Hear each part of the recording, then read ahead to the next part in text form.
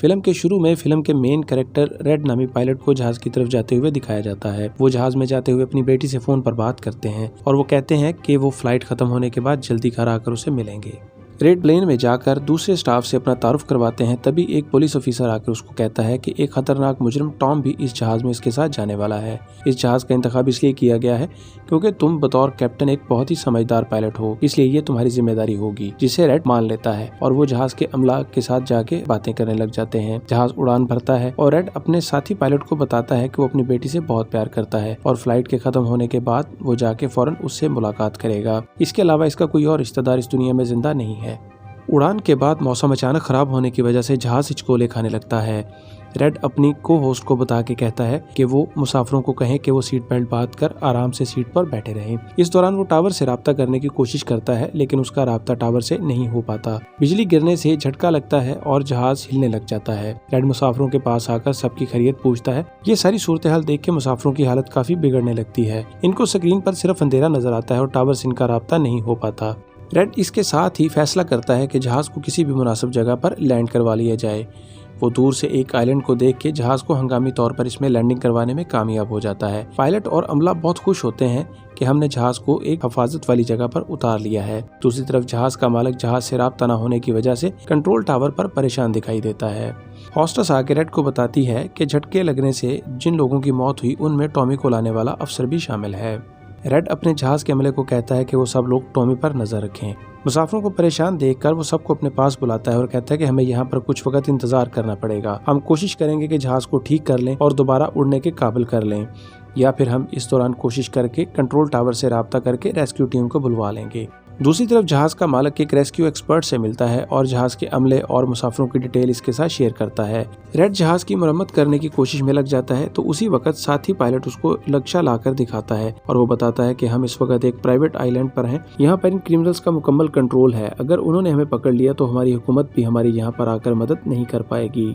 Red उसी वक्त अपने साथी पायलट को कहता है कि हमें फौरी तौर पर कंट्रोल टावर से राब्ता करना होगा, यहाँ पर सिग्नल नहीं है। वो मुसाफिरों को कहता है कि सब इस आइलैंड पर इनका इंतजार करें। हम आइलैंड की दूसरी जगह पर जाकर सिग्नल तलाश करके रेस्क्यू टीम को बुलाने की कोशिश करते हैं।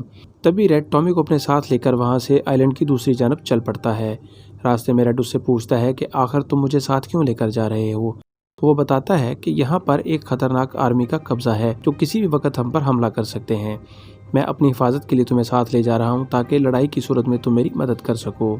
दूसरी तरफ एक आदमी जाकर आर्मी के हेड को जहाज के बारे में बताता है और उनको बताता है कि बहुत से मुसाफिर यहाँ पर आ चुके हैं। वो आर्मी का हेड इस आदमी को कुछ पैसे देता है और अपने साथियों को कहता है कि प्लेन की तरफ चलते हैं। दूसरी तरफ रेड और टॉमी जंगल में सफर करते हैं। टॉमी इससे बातें करता करता एकदम से खामोश हो जाता है। जब रेड पीछे मुड़ के देखता है तो टॉमी को गायब पाता है। दूसरी तरफ रेस्क्यू टीम जहाज को तलाश करना शुरू कर देती है। अमले की वीडियो उस रिसर्चर को मिलती है जिसमें वो प्लेन में एक मुसाफिर को झगड़ा करते हुए देखता है। इस मुसाफिर को सबक सिखाने के लिए ब्रेड इसकी धुलाई करता है, जिसे देखकर रेस्क्यू टीम का लीडर बहुत खुश होता है। ब्रेड जंगल में घूमते घूमते एक हट में पहुंच जाता है जहां उसे टेलीफोन सिस्टम नजर आता है, लेकिन ये सिस्टम जब कॉल करने के लिए उठाता है तो उसे खराब मिलता है। फ्रेड इस सिस्टम को मरम्मत करने के बाद रेस्क्यू टीम को दफ्तर में कॉल करता है, लेकिन उसकी आवाज क्लियर नहीं पहुंच पाती। फ्रेड वहां से अपनी बेटी को कॉल करके सारी तफसील बताता है और अपनी बेटी को कहता है कि ये सारी बातें जाके रेस्क्यू टीम को और कंट्रोल टावर को बता दो। तभी एक आदमी फ्रेड पर हमला करके इसे पीटना शुरू कर देता है। फ्रेड जवाब में हमला करके इस आदमी को ढेर कर देता है। तभी उसकी मदद करने टॉमी वहां पर आ जाता है। वो एक गन फ्रेड को दे देता है ताकि वो अपनी हिफाजत के लिए इसको इस्तेमाल कर सके। फ्रेड और टॉमी जब हट से निकलने लगते हैं तो उनको वहाँ पर एक कैमरा मिलता है जिसमें मौजूद डाटा देखने पर इनको पता चलता है कि ये प्राइवेट आर्मी यहाँ पर लोगों को अगवा कर ले आती है और फिर इनके घर वालों से पैसे लेकर छोड़ देती है। फ्रेड और टॉमी वहां पर खड़ी एक गाड़ी लेकर प्लेन की तरफ जल्दी से रवाना हो जाते हैं।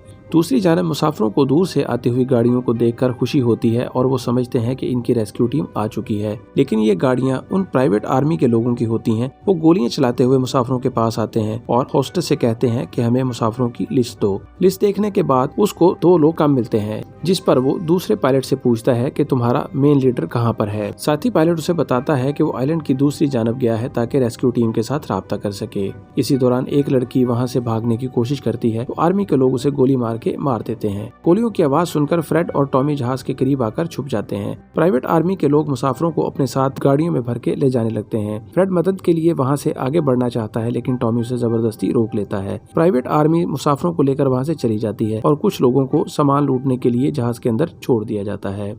प्राइवेट आर्मी के जो लोग सामान लूटने के लिए जहाज के अंदर गए होते हैं, जब वो बाहर निकलते हैं तो फ्रेड और टॉमी इन पर हमला करके इनको पूछते हैं कि ये मुसाफिर कहाँ पर लेकर गए हैं। तो प्राइवेट आर्मी के लोग इनको बताते हैं कि वो सारे मुसाफिरों को एक खाली फैक्ट्री के अंदर ले जाते हैं, जहाँ पर उनकी वीडियो बनाई जाएगी। दूसरी तरफ जहाज की मालूमात रेस्क्यू के दफ्तर में फ्रेड की बेटी जाकर बता देती है। रेस्क्यू टीम सैटेलाइट से आइलैंड और जहाज को देख लेते हैं। रेस्क्यू टीम मालक को सारी सूरत-ए-हाल बताकर एक छोटी रेस्क्यू टीम फौरी वहां पर रवाना कर देता है। टॉमी और फ्रेड गाड़ी में उन मुसाफिरों की तलाश में उस फैक्ट्री तक पहुंच जाते हैं जहां मुसाफिरों की वीडियो बनाई जा रही होती है। दूसरी तरफ छोटी रेस्क्यू टीम भी जहाज पर पहुंच जाती है, जिनको जहाज के अंदर जाने पर वो मैसेज मिलता है जो दहशतगर्दों ने जहाज के अंदर लिखकर रखा होता है। इसमें फैक्ट्री का पता भी दर्ज होता है। टॉमी और फ्रेड फैक्ट्री के बाहर छुपकर एक एक करके काफी सारे गुंडों को मार देते हैं और उस जगह पर आ जाते हैं जहां पर सारे मुसाफिरों को बंद किया होता है। वो मुसाफिरों को खोलकर जल्दी से गाड़ी में बैठने का कहते हैं। जब इन लोगों को गाड़ी में बिठा के टॉम और फ्रेड निकलने लगते हैं तो टॉमी फ्रेड को बताता है कि मुसाफिरों को यहाँ से लेकर निकलना बहुत मुश्किल है क्योंकि बाहर बहुत सारे गार्ड मौजूद हैं। फ्रेड टॉम को कहता है कि तुम गाड़ी लेकर यहाँ से निकलो, मैं इनका ध्यान अपनी तरफ करता हूँ। तब फ्रेड बाहर जाकर आर्मी के हेड को बातों में लगाता है और वो आर्मी के हेड को कहता है कि लोगों को छोड़ दो, लेकिन आर्मी का हेड फ्रेड को कहता है कि वो बगैर पैसे लिए इनको नहीं छोड़ेगा। इसी दौरान एक गार्ड फ्रेड पर हमला कर देता है। वो फ्रेड को गोली मारने ही वाला होता है कि रेस्क्यू टीम आकर हमला कर देती है और वो आर्मी के गुंडों पर गोलियां बरसाना शुरू कर देती है। काफी सारे गुंडे मारे जाते हैं। रेस्क्यू टीम मुसाफिरों और फ्रेड को लेकर वहां से निकल आते हैं। आर्मी लीडर देखता है कि उसका भाई भी इस हमले में मारा जा चुका है तो उसे बहुत ज्यादा गुस्सा आता है। वो अपने सारे लोगों को जमा करके कहता है कि मुसाफिरों का पीछा करें और किसी को भी जिंदा नहीं छोड़ेंगे। रेस्क्यू टीम बताती है कि हम एक छोटी टीम है जो सिर्फ हंगामी हिफाजत के लिए यहाँ पर आए हैं। बाकी रेस्क्यू टीम अभी रास्ते में है जो कुछ देर में पहुँचने वाली है। तभी फ्रेड कहता है कि सब जल्दी से जहाज के अंदर सवार हो जाएं। फ्रेड रेस्क्यू टीम को बताता है कि हमें गुंडों को कुछ देर के लिए रोकना होगा और मैं जहाज की थोड़ी सी मरम्मत करके इसको उड़ाने की कोशिश करूंगा। इस काम के लिए मुझे कुछ मिनटों की जरूरत है। मुसाफिर जल्दी से जहाज में सवार हो जाते हैं और फ्रेड जहाज की मरम्मत में मसरूफ हो जाता है। इसी दौरान प्राइवेट आर्मी के गुंडे वहां पर हमला कर देते हैं। रेस्क्यू टीम और टॉम मिलकर इन गुंडों के साथ लड़ाई करते हैं। फायरिंग के दौरान काफी सारा वक्त गुजर जाता है और काफी सारे गुंडे वहां पर मारे जाते हैं। तब तक फ्रेड इस बात में कामयाब हो जाता है कि वो जहाज को स्टार्ट करके यहाँ से उड़ा ले।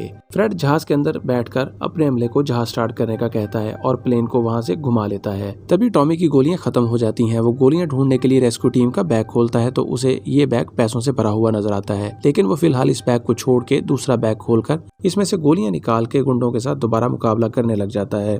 जैसे ही प्लेन चलने लगता है तो रेस्क्यू टीम के सारे अफराद इस जहाज पर सवार हो जाते हैं, लेकिन टॉमी जहाज की तरफ नहीं आता। वो पैसों वाला लेकर भागने लगता है। तभी उसकी नजर आर्मी के लीडर पर पड़ती है जो जहाज को रॉकेट लॉन्चर से उड़ाने लगता है। टॉमी उसे गोलियां चलाकर वहां पर रॉकेट चलाने से रोक लेता है। फ्रेड जहाज को उड़ाने में कामयाब हो जाता है और टॉमी को ये सब करते हुए देखकर बहुत खुश होता है। टॉमी पैसों वाला बैग लेकर जंगल की तरफ भाग जाता है। फ्रेड अपने कंट्रोल टावर से राब्ता करके सारी सूरत-ए-हाल बताता है और जहाज को आइलैंड से दूर ले जाता है, लेकिन जहाज की हालत ज्यादा अच्छी न होने की वजह से इसमें उड़ते ही आग लग जाती है। कुछ दूर जाके उसे एक जंगल नजर आता है। वहाँ पे फ्रेड जहाज को हंगामी तौर पे लैंड कर लेता है और सारे मुसाफिरों की जान बच जाती है। फ्रेड और जहाज का सारा अमला काफी खुश होता है। दूसरी तरफ जहाज का मालक और कंट्रोल टावर पर आइसलैंड से बच निकलने पर सब लोग बहुत खुश होते हैं।